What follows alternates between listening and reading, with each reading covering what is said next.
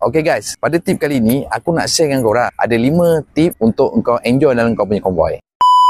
Okay guys, tip yang pertama, sebelum kita ride, kita kena briefing dulu. Kat mana arah tuju kita nak pergi, kat mana RB kita akan berhenti. Dan masing-masing tahu peranan masing-masing semasa konvoi. Okay, tip yang kedua, ikut formasi dan jaga jarak dengan selamat. Okay, tapi jangan terlalu rapat dan jangan terlalu jauh sangat sampai kita berpecah dalam konvoi kita. Okay, yang ketiga, guna isyarat tangan atau lampu. Komunikasi tu sangat penting. Mana tu ada lubang ataupun ada berlaku kemalangan kat tepi, kita boleh gunakan isyarat tangan. Pastikan kedudukan kita selamat. Nombor 4, ride ikut kemampuan sendiri. Jangan memaksa. Kalau kau rasa kau nak rehat, kau badan kau letih ataupun ada yang tangan kebas, ada yang rasa macam mengantuk, beritahu kita yang berada ke depan. Sebab masa dia akan pergi depan dan belakang. Okey, kita akan minta dia berhentikan ke mana tempat yang bersesuaian. Yang kelima, jaga disiplin dan hormat pengguna jalan lain. Okey guys, kena ingat, kita ride ni bukan kita punya grup je yang ada kat jalan. Kereta ada, kita punya grup ada, lori punya grup pun ada.